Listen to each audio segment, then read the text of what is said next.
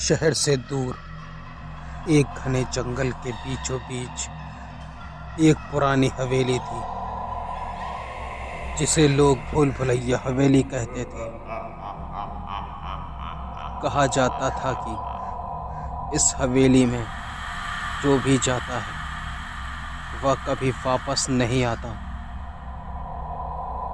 हवेली के अंदर एक रहस्यमयी भूल भुलैया थी जहां रास्ता ढूंढने गए लोग खो जाया करते थे। अंकित और उसके 3 दोस्त प्रियंका, राहुल और कविता शौकिया घुमक्कड़ थे। वे हमेशा डरावनी और रहस्यमयी जगहों की तलाश में रहते थे। जब उन्होंने इस हवेली के बारे में सुना तो उन्होंने ये तय किया कि वे इसका रहस्य जानने के लिए जाएंगे। चारों दोस्त कार से हवेली की ओर रवाना हो गए। रास्ता सुनसान था और आसपास सिर्फ जंगल और अजीबोगरीब आवाजें आ रही थीं।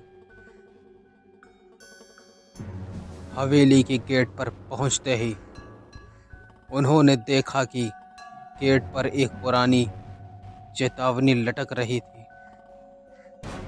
जो अंदर आएगा वह भूल भुलैया का हिस्सा बन जाएगा। लेकिन ये चेतावनी उनकी जिज्ञासा को और भी बढ़ा रही थी। उन्होंने गेट खोला और हवेली में प्रवेश कर लिया।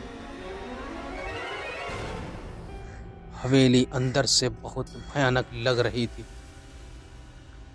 दीवारों पर पुरानी पेंटिंग्स थीं जो असामान्य रूप से जीवंत लग रही थीं।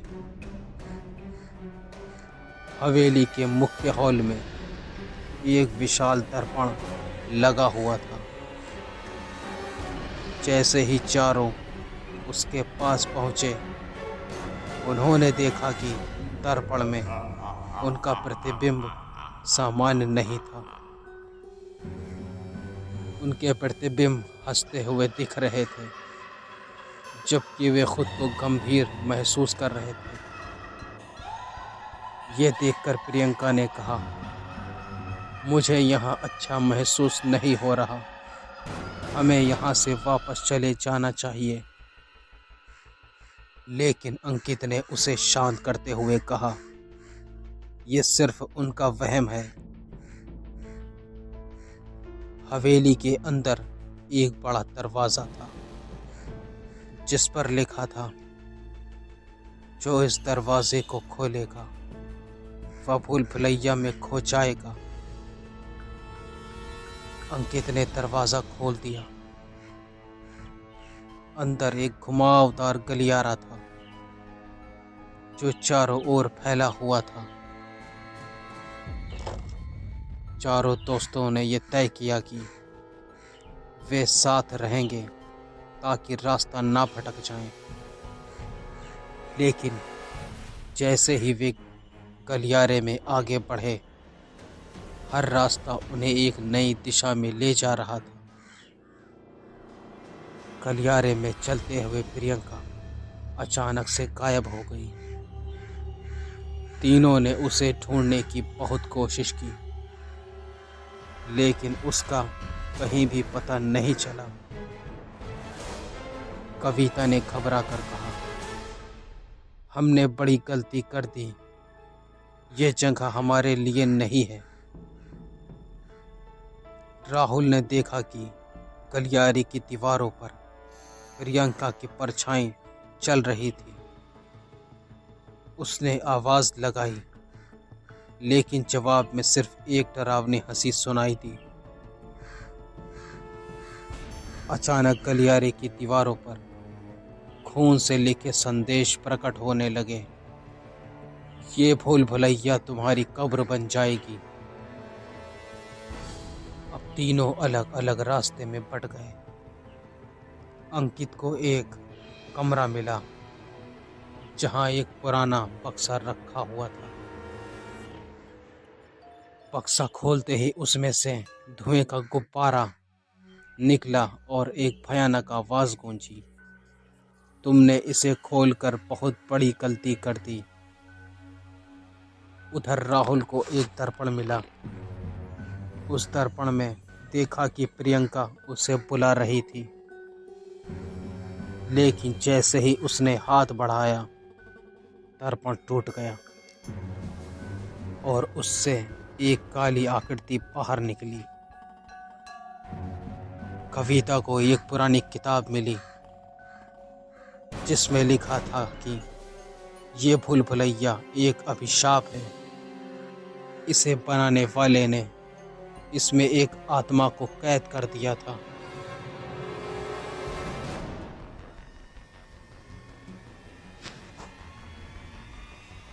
आखिरकार तीनों इसी तरह से एक दूसरे से मिले, लेकिन उनके सामने अचानक एक धुंधली आकृति प्रकट हो गई।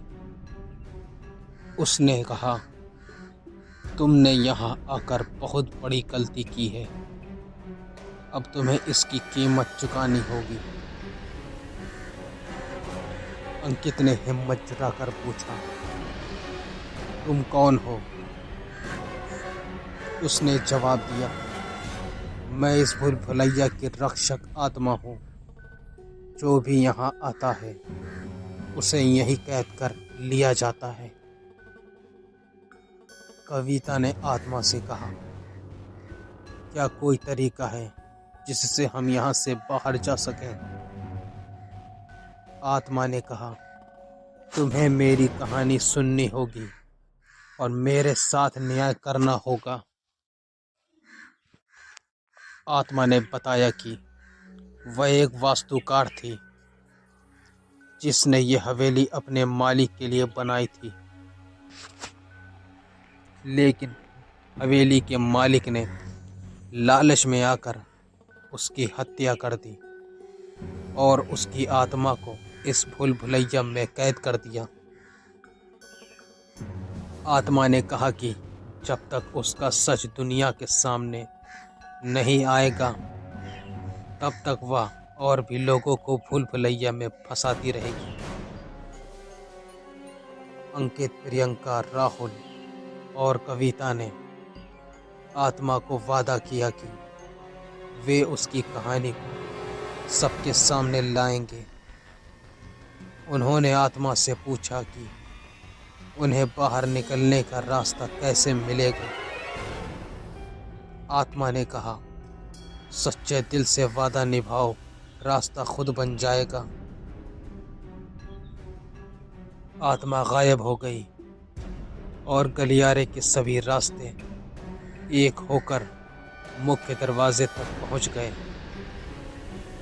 चारों किसी तरह बाहर निकले और वापस शहर लौट गए। अंकित ने आत्मा की कहानी को एक ब्लॉग और वीडियो के माध्यम से दुनिया को बताया। इसके बाद हवेली को बंद कर दिया गया और लोग वहां जाने से बचने लगे। हर जगह का रहस्य एक सच्चाई छिपाए होती है, लेकिन कुछ रहस्यों को सुलझाने की कीमत जानलेवा भी हो सकती है। दोस्तों, उम्मीद करता हूँ कि ये वीडियो आपको बहुत ज़्यादा पसंद आई होगी। वीडियो अगर पसंद आई हो तो हमारी वीडियो को लाइक और चैनल को सब्सक्राइब करना ना भूलें। फिर मिलते हैं खौफनाक वीडियो के साथ। जब तक के लिए गुड बाय।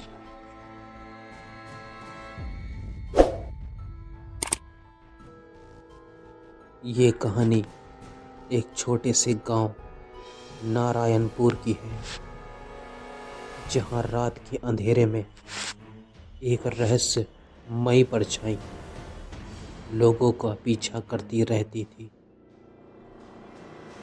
कहा जाता था कि ये साया हर उस व्यक्ति को अपना शिकार बनाता है जिसने कभी किसी से धोखा किया हो। विक्रम एक यूट्यूबर भूत प्रेत और रहस्यमयी घटनाओं पर वीडियो बनाया करता था। जब उसने नारायणपुर के साय की कहानी सुनी तो उसने वहां जाकर सच्चाई जानने का फैसला किया, लेकिन उसे नहीं पता था कि यह फैसला उसकी जिंदगी को हमेशा के लिए बदल के रख देगा। विक्रम अपने दोस्त रोहन और रीना के साथ नारायणपुर पहुंचता है।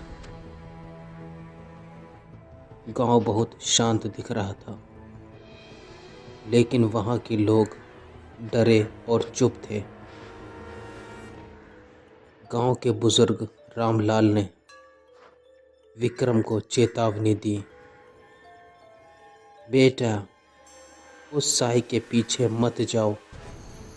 जिसने भी उसे देखने की कोशिश की वह कभी भी वापस नहीं आया। लेकिन विक्रम ने इसे एक अफवाह मानते हुए रात में गांव के बाहर जंगल में शूटिंग करने की योजना बनाई। रात के समय तीनों अपने कैमरे और उपकरण लेकर जंगल की ओर चल पड़े। रास्ते में उन्हें एक सुनसान मंदिर मिला, जहां एक पुरानी घंटी धीरे धीरे हिल रही थी, जैसे कोई अदृश्य हाथ उसे छू रहा हो। रीना को लग रहा था कि कोई उन्हें देख रहा है, लेकिन विक्रम ने इसे हवा का असर बताया। अचानक रोहन ने देखा कि एक परछाई तेजी से उनके पीछे से गुजरी। विक्रम ने कैमरा उस ओर घुमाया, लेकिन वहां कुछ भी नहीं था। तभी उन्होंने एक गहरी और डरावनी आवाज सुनी, जो भी इस जंगल में आया है वो यहाँ से जिंदा नहीं जाएगा। जैसे ही वे मंदिर से आगे बढ़े, रोहन ने कहा कि उसे भारीपन महसूस हो रहा है। वह धीरे धीरे पीछे रह गया। जब विक्रम और रीना ने पलट कर देखा तो रोहन जमीन पर गिरा पड़ा था। उसकी पीठ पर खून से एक शब्द लिखा था, धोखेबाज। रीना ने डर के मारे कहा, ये क्या हो रहा है? हमें वापस चलना चाहिए। लेकिन विक्रम ने कहा, नहीं, हमें इसका सच पता करना ही होगा। अचानक एक सफेद साड़ी पहने एक महिला उनके सामने प्रकट हो गई। उसकी आंखें लाल थीं और उसके हाथों में चूड़ियां खून से सनी हुई थीं। ये साया उन सभी को सजा देता है जिन्होंने किसी को धोखा दिया हो। विक्रम ने पूछा, तुम कौन हो? महिला ने कोई जवाब नहीं दिया और गायब हो गई। लेकिन उसके पीछे एक चिट्ठी गिर गई, जिसमें लिखा था कि यह साया राधिका नामक महिला की आत्मा है, जिसे उसके पति और दोस्तों ने धोखा देकर मार डाला था। जैसे जैसे रात गहरी होती गई, विक्रम और रीना ने महसूस किया कि साया अब उनके और करीब आता जा रहा है। रीना ने विक्रम से पूछा, क्या तुमने कभी किसी को धोखा दिया है? विक्रम ने पहले तो कुछ नहीं कहा, लेकिन फिर उसने माना कि उसने अपने पुराने पार्टनर को धोखा देकर उसका चैनल हड़प लिया था। रीना ने घबरा कर कहा, तब तो ये साया तुम्हारे पीछे है। साया अब पूरी तरह से विक्रम के पीछे पड़ चुका था। हर जगह परछाइयां दिखने लगीं। विक्रम को आवाजें सुनाई देने लगीं। तुमने धोखा दिया है, अब तुम्हारी बारी है। रीना ने भागने की कोशिश की, लेकिन वह रास्ता भटक गई। विक्रम अकेला रह गया और साय ने उसे घेर लिया। साय ने विक्रम को अपने चंगुल में जकड़ लिया, लेकिन तभी विक्रम ने माफी मांगना शुरू कर दी। उसने कहा कि वह अब अपने किए पर पछतावा करता है और उस व्यक्ति से माफी मांगने को तैयार है जिसे उसने धोखा दिया था। साय ने धीमे से कहा, पछतावा तुम्हें बचा सकता है, लेकिन याद रखना, हर धोखे की कीमत चुकानी पड़ती है। अचानक सब कुछ शांत हो गया। विक्रम और रीना किसी तरह सुबह होने से पहले गांव से बाहर निकल गए। विक्रम ने वापस जाकर अपने चैनल पर ये कहानी शेयर की और अपने पुराने पार्टनर से माफ़ी मांगी, लेकिन वह जानता था कि ये साया हमेशा उसकी गलतियों की याद दिलाता रहेगा। दोस्तों, उम्मीद करता हूँ ये भयानक वीडियो आपको बहुत ज़्यादा पसंद आई होगी। वीडियो अगर पसंद आई हो तो वीडियो को लाइक और हमारे चैनल को सब्सक्राइब करना ना भूलें। फिर मिलते हैं खौफनाक वीडियो के साथ, जब तक के लिए गुड बाय।